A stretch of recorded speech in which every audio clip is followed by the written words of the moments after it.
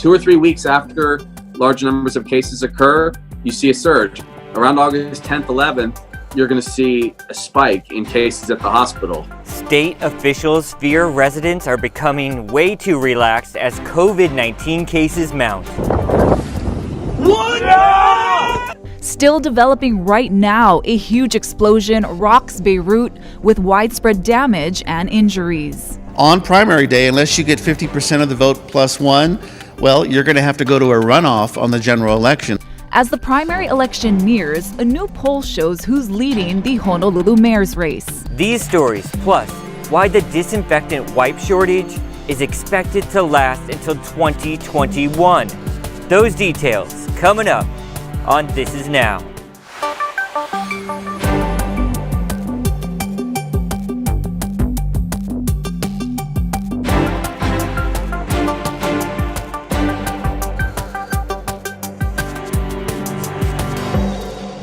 Good afternoon. Thank you for watching This Is Now. I am Jonathan, your director, alongside Ashley here. We got to start with some sad news. The State Health Department is reporting that another patient with COVID-19 has passed away. Officials say Hawaii's 27th fatality is an Oahu man who was in the 40 to 59-year-old age group and had underlying medical conditions. The health department is also reporting 144 new COVID-19 cases today. The breakdown shows 139 patients are on Oahu and 5 are on the Big Island. DOH also released details about some of the state's clusters that are under investigation. 71 cases are linked to a series of funeral events. 6 cases are associated with a hot yoga class, and 12 cases are linked to a birthday party. Here's Lieutenant Governor Josh Green. It's exactly what I expected, which is numbers, over 100.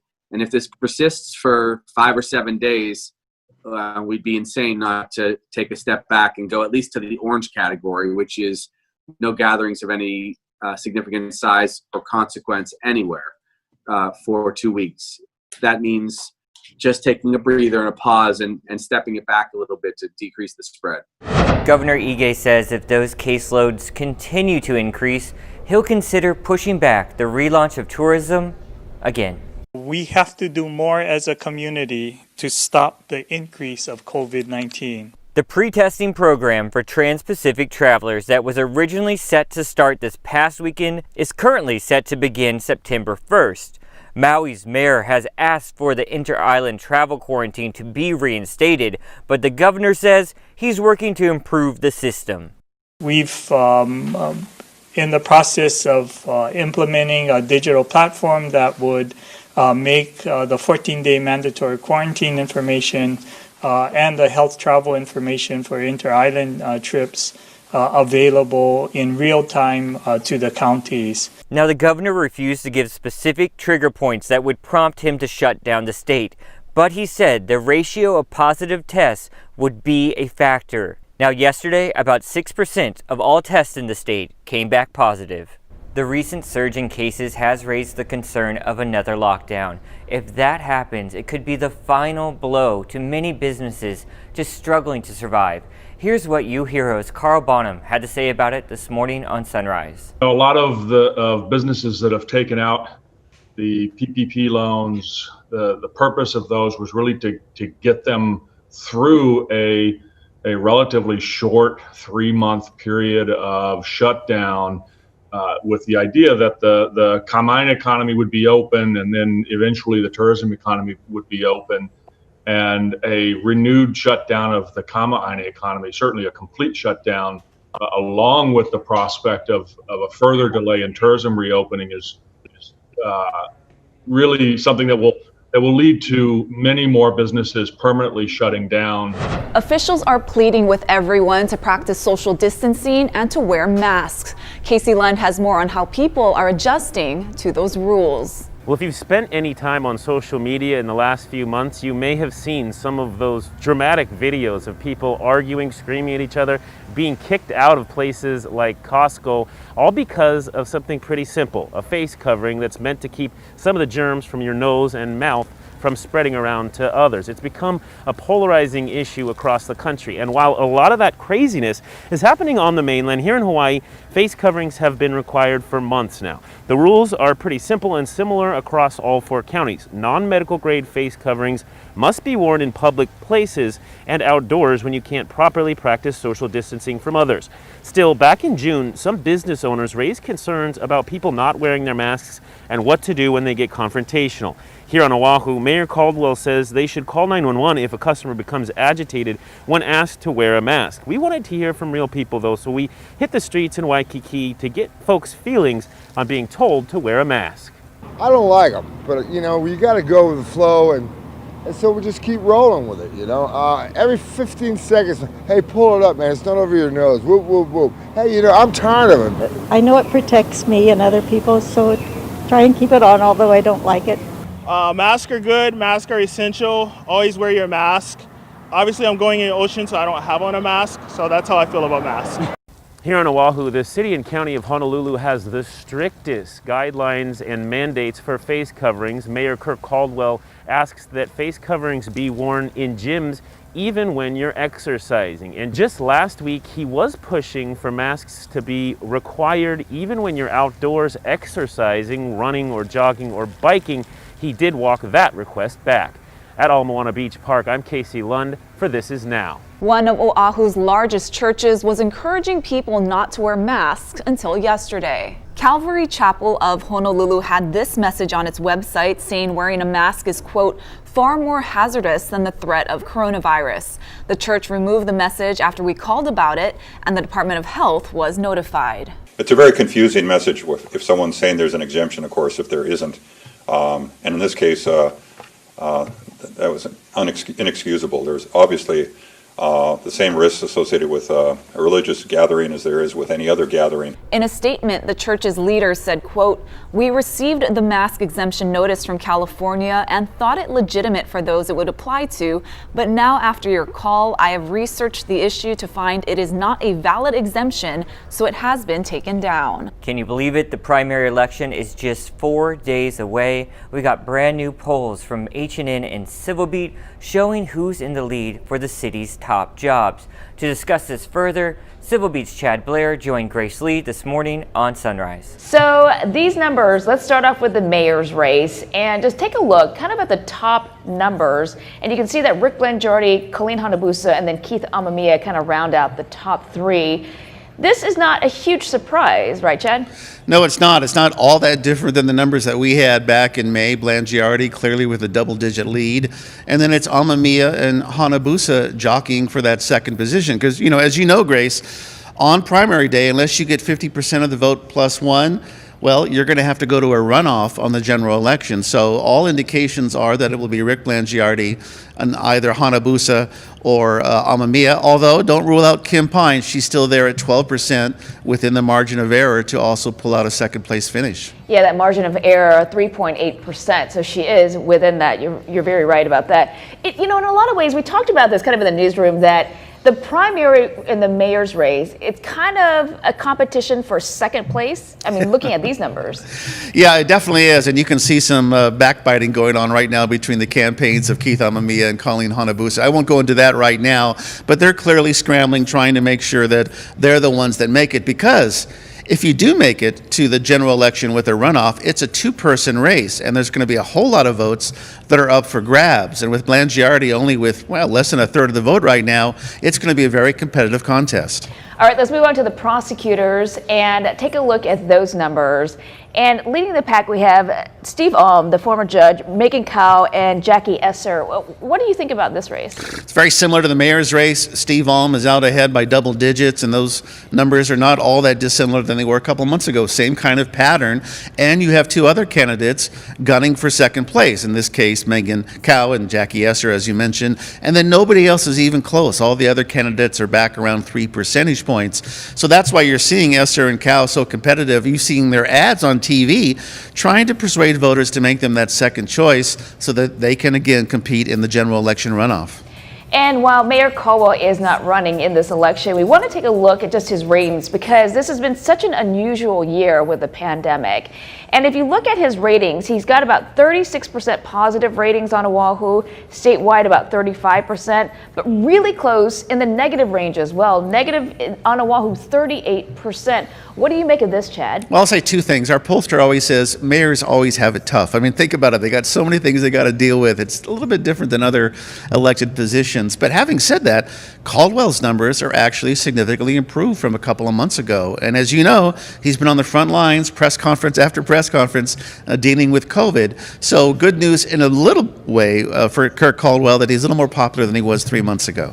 One more thing I want to remark on, Chad, is that you guys kind of looked at what voters were looking for as far as leadership. And I found it really interesting that many want a fresh approach. They said that was really important, their leadership. Does that say something about this pool of candidates? Absolutely. In fact, it wasn't even close. 55% of voters that we surveyed said, I want fresh approach versus government experience. And so I think that's why you're seeing Rick Blangiardi, who's never held elective office before, never ran for office, as well as Keith Amamiya, a businessman, first-time candidate as well, doing so well against these veteran candidates like Hanabusa, Kim Pine, and Mufi Hanneman. Now let's go to a big international story that's still developing. Dozens have been killed after a major blast rocks Beirut. We got Natalie Brand in Washington, D.C. with the very latest.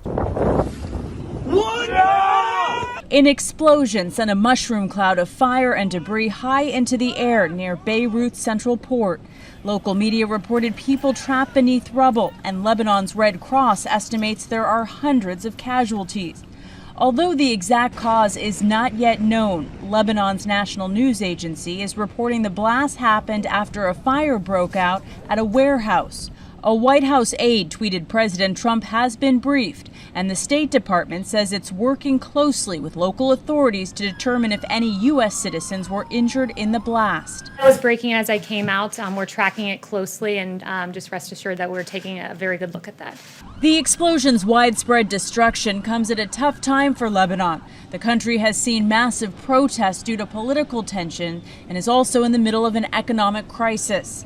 Natalie Brand, CBS News, Washington. In Idaho, Chad Daybell's preliminary hearing continued today. Witness Melanie Gibb was the first to take the stand to be cross-examined. Gibb is a friend of Lori Vallow, Daybell's wife, and the mother of the 2 children who were found buried on Daybell's property. Gibb testified that she lied to police about having Vallow's son, JJ, in her custody. And at that point, you had advised him that you had JJ in your care, correct? I told him that I had him and then I didn't have him. Okay. So the initial time that you told him that you had JJ, that was not a truthful statement to Officer Pillar, was it? Correct. And when you tell a statement that's not accurate to a police officer, that's a lie, is it not? Correct. So you lied to a police officer, is that correct? Correct. Prosecutors are offering potential new details in an investigation with ties to doomsday beliefs and other mysterious deaths that captivated worldwide attention. Daybell is charged with concealing evidence by destroying or hiding the bodies of 7-year-old JJ Vallow and 17-year-old Tylee Ryan. The children were last seen alive in September, and the remains were found by investigators in June. Vallow, who was arrested on Kauai, is charged with conspiring to help Daybell keep the bodies hidden. Her hearing is next week. Both have pleaded not guilty. To severe weather, Isaias made landfall in North Carolina as a Category 1 hurricane. The storm packed winds up to 85 miles per hour, flooded communities, and left hundreds of thousands without power. It is now a tropical storm, but still very dangerous as it moves swiftly up the East Coast. Millions will be impacted today by torrential rains, high winds, and flooding. We've all seen this on the store shelves. Disinfectant wipes are very hard to find, and guess what? It's going to stay that way for a while. Here's Lacey Denise with the details. Despite aggressively ramping up their production efforts, the company says it's been tough to keep up with the demand for Clorox wipes amid the pandemic. The world's biggest maker of disinfectant says with the pandemic expected to last well into the new year, on top of the upcoming cold and flu season, it'll now take a year to reach a supply level necessary to meet customer needs. The company's incoming CEO also says that the material the wipes are made out of, polyester spun lace, is currently in short supply as it's being used to make personal protective equipment. And it's not just Clorox wipes that the company is short on. Most of their products, including Glad trash bags and Burt's Bees lip balm, are also understocked. However, the company says the supply for most of their products, like liquid bleach, will improve over the next 4 to 6 months, just not the wipes. Clorox dominates the $1 billion disinfectant wipes market. Demand for its product line boosted the company's overall sales by 22%. For This Is Now, I'm Lacey Denise.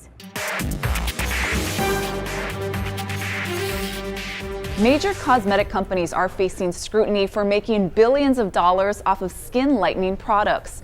Critics say the products promote toxic beauty ideals, and some companies have promised to discontinue or rename their creams. CBS's Imtiaz Tayeb reports. Never in her wildest dreams did Nina Davuluri think she'd be crowned Miss America. I'm so proud to be the first Indian Miss America. But not everyone was celebrating her barrier-breaking win. The morning after I won Miss America, and I woke up to an Indian headline that said, "Is Miss America too dark to be Miss India?"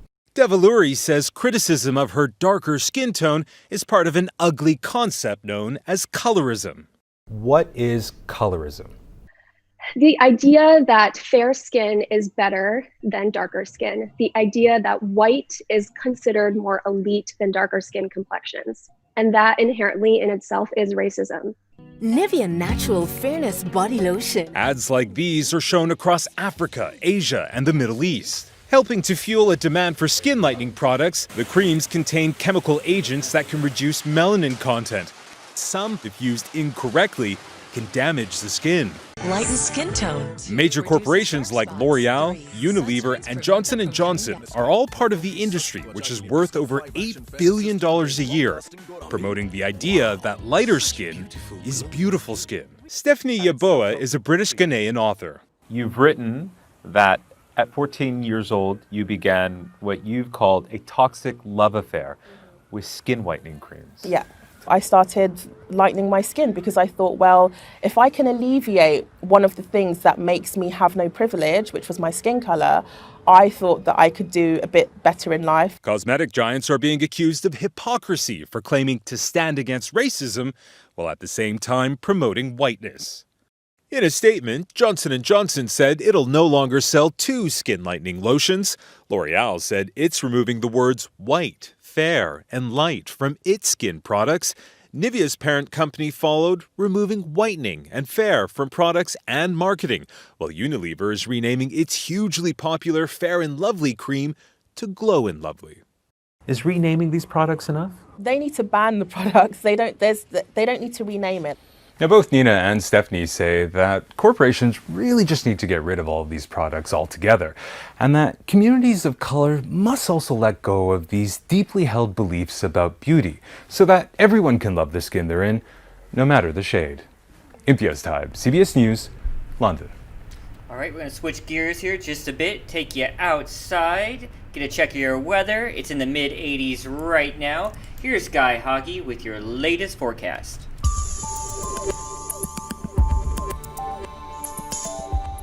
How's it on this Tuesday? We're looking at some really nice weather, at least in the short term. But there's a developing disturbance off to the east. It's going to bring in a few more showers starting tonight, and those showers will likely linger all the way through Friday. So if you're on the windward sides, expect some squishy conditions, especially in the overnight and early morning hours. Leeward sides, not so much, just a few minor passing showers. And we've got these trade winds. They'll be running steady. They're slow in getting started, but from Maui to Kauai, we'll have those steady trade winds for the next several days, getting stronger into the weekend. And of course, Kona, the outlier, they'll have light variable winds, which means it's going to be more humid over in Kona than everywhere else. Otherwise, we're in for a beautiful day today with lots of sunshine, a few minor splashes increasing tonight, and those winds running 10 to 28 miles an hour. There's not a whole lot of surf to speak of, still relatively small. We are expecting, however, a minor boost coming in tomorrow and another swell coming in over the weekend for South Shores, although either of those swells aren't going to be all that big. The biggest waves today on the windward side, but of course it's going to be choppier there as well. So again, look for increasing showers tonight, Wednesday, Thursday, and Friday. We're still going to get a fair bit of leeward sunshine. That's why temperatures will run to about 90 degrees. Drier conditions with stronger trade winds due back on Saturday. Keep it here in Hawaii News Now. We'll have all your severe weather updates. All right, what's the internet buzzing about today? Taylor Swift.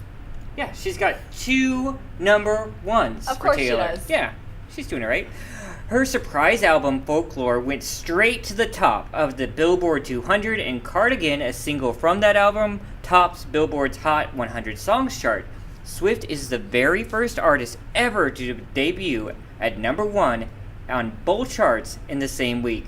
You remember we talked about this. She wrote this while in quarantine, while in lockdown, and she even carefully shot this music video while social distancing. For copyright reasons, we can't let you hear that song, and honestly, I can't say that I have either, so I don't know why I got stuck with that story. But I do like Taylor Swift. She made an entire album in isolation, Jonathan. What did you accomplish during the pandemic? I've had a really good time here with you. I can tell you that. But yeah, go her. I mean, really, it is an accomplishment. So she's so creative. Yeah, don't come after me, Taylor Swift fans. I do like her.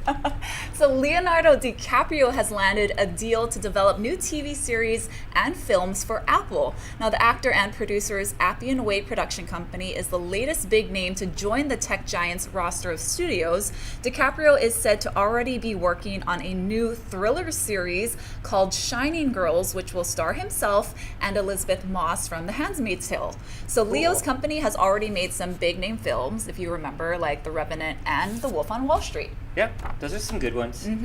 And Dwayne Johnson, before he was an actor, even a pro wrestler, he was a college football player, and now he wants to own a league. So Johnson, his ex-wife, and the Red Bird Capital have purchased the XFL for $15 million. So the spring league folded back in April amid the pandemic. A bankruptcy court will consider Johnson's bid at a hearing this week in Hollywood. All right, before we get to some more good news, just a reminder, we have our own Instagram account now, so please follow us. As you can see right there, we only have 80 followers right now, so help us out, please. We just started it, John. Yeah, we just started. And speaking of social media, this started as a social media challenge, basically do something kind for someone else. A consulting company took that simple idea a step further and created a deck of cards. Here's Jim Mendoza. The cards in this deck aren't for playing games. They're called Actions of Aloha cards, a pack of suggestions for sharing kindness. People can choose one to task for that day. It could be for the week or maybe even for the month. Maybe they give one to a friend and challenge them to do it as well. The tasks are simple, like make a lei and give it away, or leave a thank you note for the mail carrier. A lot of things were focused on ohana, so writing little notes of encouragement and love to leave around the house, but also to, put in people's bags or to just share. The Actions of Aloha cards were created by Detail, a Hawaiian consulting company. Each pack costs $20 and shipping's free anywhere in the U.S. Detail is donating 100% of the profits from the sale of the cards to organizations that embody aloha. The first to benefit will be Friends of Iolani Palace, that's struggling financially because of the pandemic. We want to show our aloha for the palace and the work that they're doing to perpetuate and educate the people here. Detail started with 300 aloha ideas and whittled them down to 50 cards, so more packs are planned. Every day we have the choice of whether to take a positive outlook, focus on the negative, and we want this just to be a reminder that there's a lot better things that we can do with our day. That's all we need is just a little love and kindness to make someone's day. To order a deck, go to actionsofaloha.com. Jim Mendoza, Hawaii News Now. What a good idea spawned from the pandemic, and I have my card right here, and it says Ashley by Jonathan Lunch. Okay, done. Done. Okay, cool. Deal. Hey guys, that's going to do it for This Is Now. We have a press conference coming up with Mayor Kirk Caldwell at 1:30. We'll bring that to you on our digital platforms. Stay safe out there, everyone. We'll see you tomorrow. Aloha.